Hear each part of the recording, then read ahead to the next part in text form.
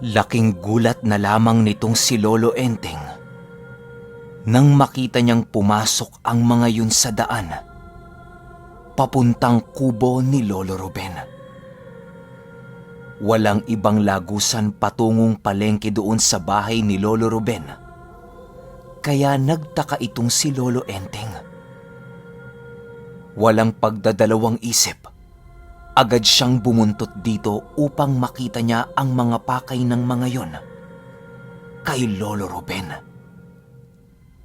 Matagumpay namang nakasunod itong si Lolo Enteng at gumapang yon sa mga tabas ng palay upang makapagtago. Hoy Ruben! Ina mo! Wika ng isang lalaki na kasama doon sa pito. Hindi naman sumasagot itong si Lolo Ruben sa ingay na ginawa nung lalaki na yon.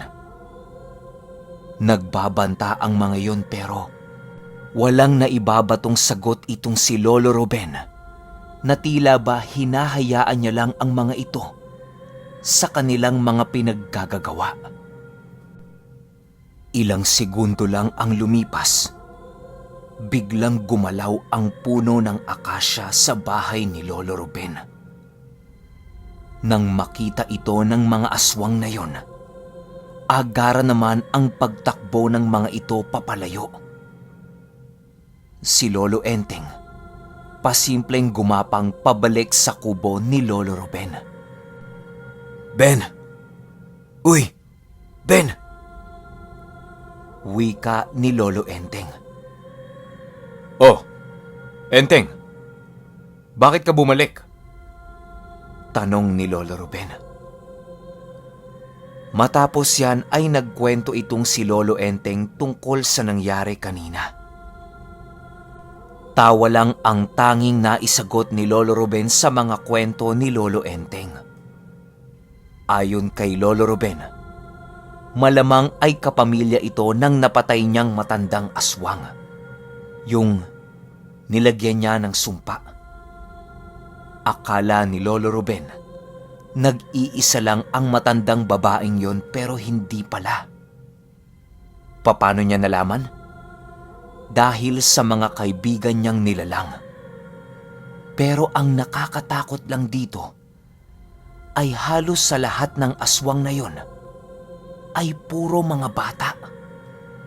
Yun ang ikinababahala ni Lolo Ruben dahil kakaiba ang angka ng mga yon. Kapag bata ang aswang sa angkan, ay mas malakas yun. Hindi siya pwedeng makampante na kaya niya ang grupong yon dahil baka ikapahamak niya pa. Di na rin ito biro dahil maaaring lumusob ang mga ito. Teng, di ka na makakauwi. Nasaan na yung mga palay mo? Tanong ni Lolo Ruben. Nako, nandun sa may plaza, Ben. Sagot ni Lolo Enteng. Di na pinauwi ni Lolo Ruben si Lolo Enteng dahil baka matambangan o makasalubong niya pa ang mga yon.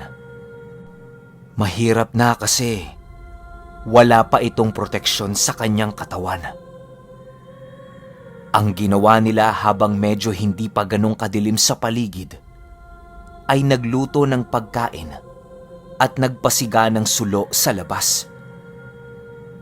Usap ng usap lang itong dalawa patungkol sa napakagandang dimensyon ng iba't ibang nilalang. Napasarap ata ang kwentuhan ng dalawa at hindi na nila namalayan ang oras. Hanggang sa nagsara na itong dalawa ng pintuan ng kubo nila upang mahiga na. 11:00 na ng gabi nang biglang magising itong si Lolo Enteng ko dahil sa amoy ng usok.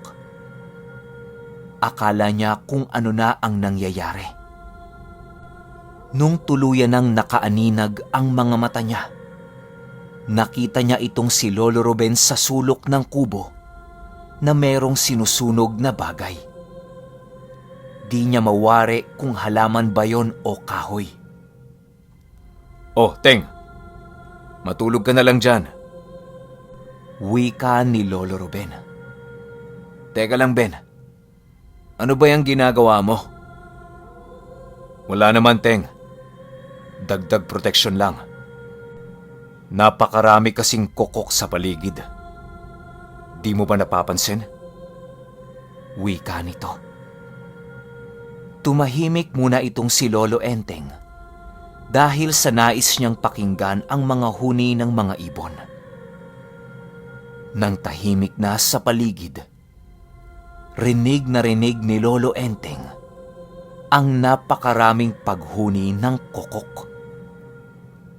Hindi yun 2 o 3 lang. Bagkus ay napakaraming bilang nito. Mga loko-loko talaga. Ipaghihiganti pa nila ang patay na. Sabi ni Lolo Ruben. Hanggang sa hindi maipaliwanag na pagkakataon, ay bigla na lang silang nakarinig ng pag-aangil sa palayan malapit sa kanyang kubo. Agad namang naging alerto ang 2 dahil napakalapit na nito sa kanila nang mapansin nila ito. Napatigil si Lolo Ruben sa kanyang ginagawa at nag-usalyo ng mga dialektong hindi maintindihan ni Lolo Enteng. Wala itong hawak na kahit anong libreta habang nag-uusal. Noong una, isang angilang ng nilalang ang naririnig nila. Pero habang tumatagal ang pag-aangil nito, ay tila ba parame ng parame ang mga ito doon sa iisang lugar. Walang pagdadalawang isip ay agad na nag-usal itong si Lolo Ruben ng mga pagkaing dasal sa berdugo upang makatulong niya ito. Mas malakas ng di hamak ang berdugong kasangga niya, kaya ito talaga ang naging kasama niya sa bawat laban simula nung namatay ang mga bantay ng hari ng engkanto. Ang itsura ng berdugong yon ay merong daladalang napakalaking palakol na kulay itim. Napakalaki din ang katawan nito at meron itong talukbong sa ulo na naging sanhi upang matakpan ang itsura nito. Di naman siya nito binigo. At matapos ni Lolo Ruben mag-usal, ay meron silang narinig na pagbitak ng lupa. Yung tipong may umahon sa ilalim nito. Ganon na ganon ang tunog na narinig nila. Magiging masaya to, Enteng. Dito ka lang. Manood ka. Sambit ni Lolo Ruben. Mag-iingat ka, Ben. Wika ni Lolo Enteng. Tiwala naman itong si Lolo Enteng sa kakayahan ni Lolo Ruben. Hanggang sa lumabas na nga itong si Lolo Ruben at sinarado na nito ang pintuan ng kubo. Pagkalabas nito ay nagsisisigaw ito ng, Ano bang kailangan ninyo? Gabing-gabi na nang iistorbo pa kayo ng tao. Hindi na nakatiis itong si Lolo Enteng at gumawa na ito ng butas upang makiosyoso sa pangyayari. Pagtingin na pagtingin dito ni Lolo Enteng, nagulantang siya sa kanyang nakita. Si Lolo Ruben, animoy isang normal lang na tao ang kausap nito. Meron itong kasamang mataas na nilalang sa likod nito at nakatarak ang napakalaking palakol nito sa lupa. Nakaupo lang din ang nilalang na yon na animoy, naghihintay ng hudyat ng pag-utos galing kay Lolo Ruben. Yung mga kaharap nito ay tila ba napakalayo sa isang normal na tao. Napakaraming mga bitak-bitak nito sa katawan at ibang-iba ang mga ulo nito. Napakaitim ng mga balat nito na napakaraming bitak-bitak. Yung itsura nun ay parang bitak ng mga tuyot na lupa. Tapos meron itong sa ahas na mga mata. Nakatayo lang ang mga yon at ang panghuling nilalang na nakita nitong si Lolo Enteng ay ang taong nakaapak sa isang gapas ng palay. Tila ba nakalitaw lang yon at merong hinihimas na ibon. Yung iba halos magkanda bali-baliktad na ang mga ulo dahil sa umiikot yon. Hindi napapakali ang nilalang. At kapansin-pansin ang biglaang pag-atras ng mga ito nang tumayo na mismo ang berdugo ng engkanto. Sa bawat paghinga ng berdugong yun, ay kitang-kita mo talaga ang usok na lumalabas sa ilong nito.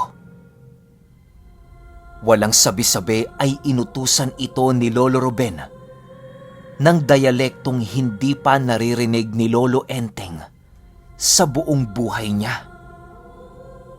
Maniwala kayo o hindi, pagkasambit na pagkasambit ni Lolo Ruben sa katagang binitiwan niya ay ang paglaho naman ng berdugo. Nawala yon at hindi na talaga nasundan ng mga mata nito ni Lolo Enteng. Isang kisap mata lang, nakita niya ang berdugong yon na walang habas ang pagpapakawala ng malalakas na paghampas gamit ang napakalaki niyang palakol. Napaka-imposibleng mailagan ito, pero hindi talaga yon nakakatama sa aswang. Ganun pala ha? Huwag niyo akong gamitan ng mutya.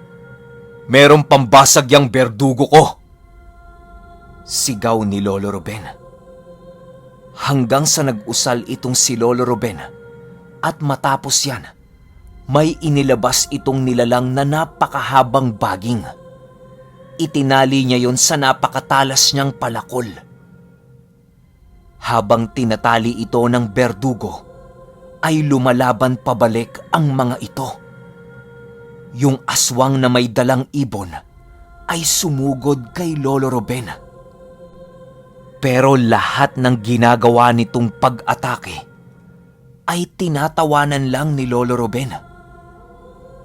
Aswang, kahit taglay mo pa yang mutya na yan, hindi mo ko kakayanin. Wika ni Lolo Ruben. Yung aswang na nakaharap niya ay umaangil na at nanggigigil na ito. Lahat ng paraan ng aswang ay ginawa na nito. Yung pagbato ng mga lupa, pagkalmot, kagat, at pananakot. Pero lahat ng mga yan ay wala talagang epekto kay Lolo Ruben. Walang bakas ng takot na makikita sa mukha nito. Pangisi-ngisi lang itong si Lolo Ruben, pero yung aswang ay galit na galit na. Matapos maipulupot ng berdugo ang baging na yon, pinaghahampas naman niya ng palakol ang 6 na aswang na hindi siya tinatantanan. Halos nagkanda butas-butas na ang suot nitong berdugo, pero pansin ni Lolo Enteng na kahit anong gawin ng mga aswang na pagtutulong-tulong sa nilalang, ay hindi pa rin nila ito masugat-sugatan. Ang kaya lang nilang sugatan ay ang kasuotan nitong berdugo. Hanggang sa hinampas ng nilalang ang kanyang dalang palakol. Maniwala kayo o hindi, pagkahampas ng palakol ng berdugong yon, ay biglang humaba ang mga baging na pumupulupot sa isang aswang. Agad namang dinakma ng berdugo ang aswang na yon at hinawakan sa ulo. Wala na itong sinayang na oras at agad nitong inihiwalay ang ulo ng aswang. Halos sumigaw na ang aswang sa pag-aangil at galit dahil sa nakita ng mga ito. Tuloy ang paglusob na ginagawa nitong mga aswang, pero nadedehado sila dahil sa laki ng palakol ng berdugo. Isa pang hampas ng palakol na yon at meron na namang nahuli itong berdugo. Pugot agad ang ulo ng kung sinong mahuli nito. Yung apat na papaatras na dahil hindi talaga nila magalusan man lang ang berdugong yon. Si Lolo Ruben ay hindi pa rin pinapatay ang aswang na merong dalang ibon. Kahit napakabilis ng nilalang na yon, ay nasusundan pa rin ng tingin nitong si Lolo Ruben. Ilang minutong pagsugod nitong aswang, pero hindi pa rin ito makalikha ng sugat man lang dito kay Lolo Ruben.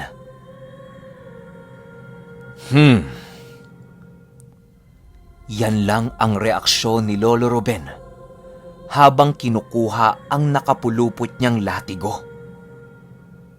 Tumatakbo pa itong nilalang papaikot sa kanya. Pero paglabas ni Lolo Ruben ng kanyang latigo, ay bigla itong napaatras. O ano, aswang? Natatakot ka na? Tanong ni Lolo Ruben.